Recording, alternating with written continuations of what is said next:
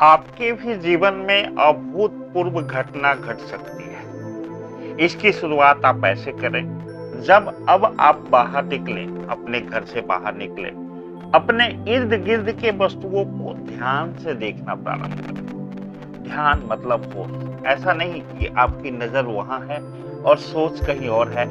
ऐसा भी नहीं कि आप देख कुछ और रहे हैं, सोच कुछ और रहे हैं और चल कहीं और रहे हैं।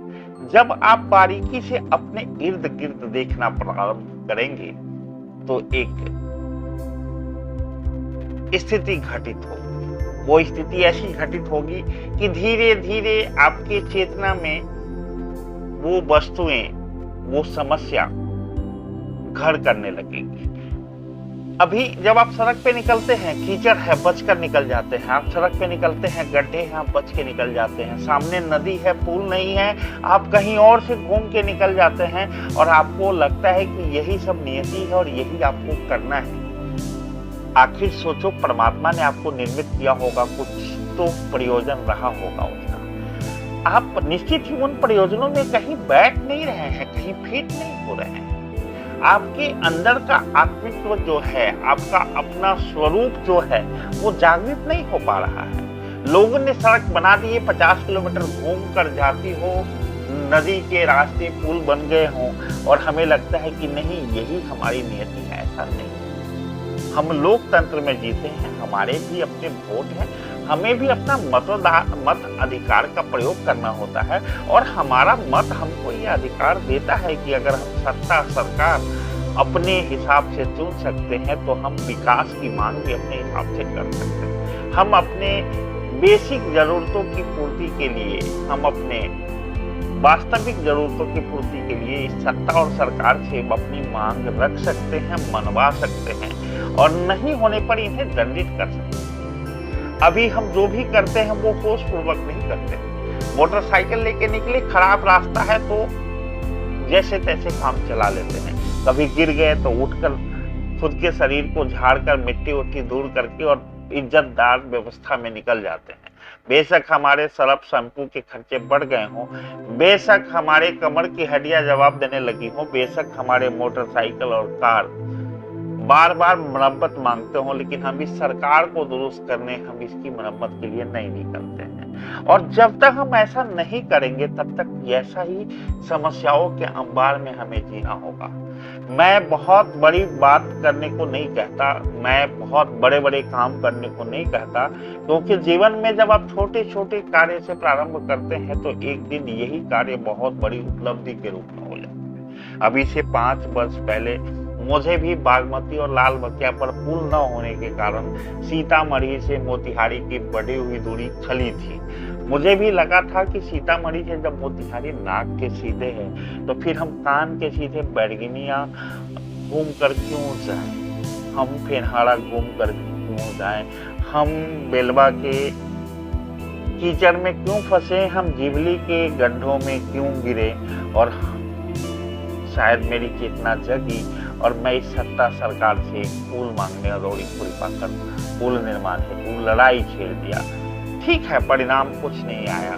ये सही है कि आज भी केवल उम्मीद बनी हुई है और ये कोई ठोस उम्मीद भी नहीं है कि ये वाली सरकार बनाएगी कि अगली बनाएगी। लेकिन एक बात तो तय है कि सरकारें आती और जाती रहेंगी, एक न एक दिन इस निर्माण को होकर ही रहना है। क्यों?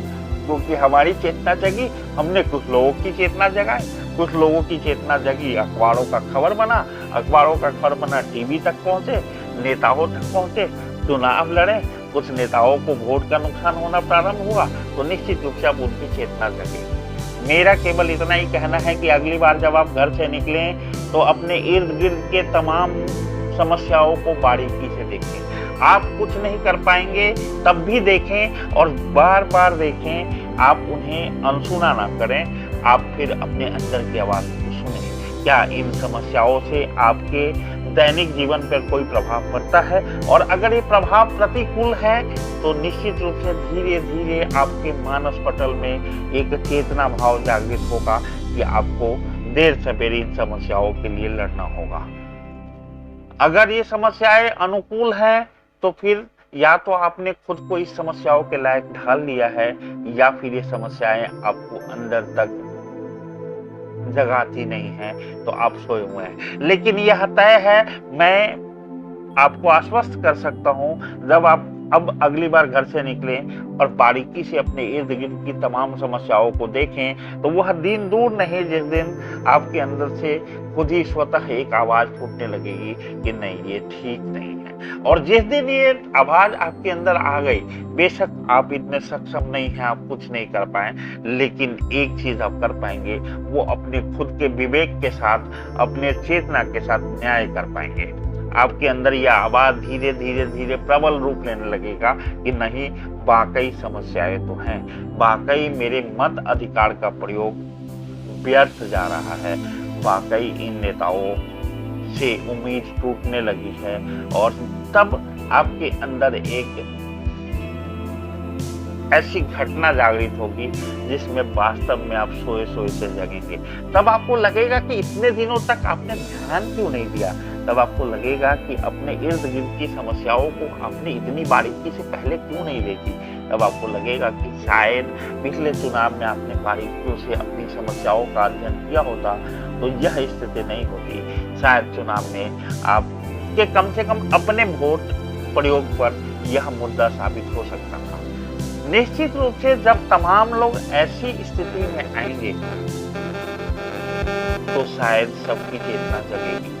मानव रूप मिला है आपको, मानव जीवन मिला है। कहते हैं कि 100 करोड़ योनियां हैं, पता नहीं गिनती तो नहीं हुई है, लेकिन ये तय है कि इसी योनि में, इसी मानव जीवन में आज जो बहुत सारे लोग हैं जो मानव तो हैं, लेकिन मानव जैसा उनका चेतना चले जा रहे हैं, भीड़ के पीछे निकल रहे हैं, अपनी कोई विचारधारा नहीं है, अपनी कोई समस्या के समाधान के प्रति चिंता नहीं है। खुद ही की समस्या की चिंता अगर हमको नहीं होगी तो कोई दूसरा कैसे करने आएगा। दूसरा लोग केवल ये कहने आएगा, नेताजी अपनी जाति अपनी पार्टी के हैं, कृपया इनको वोट दीजिए, ये नेता बढ़िया है। भाई इतना बता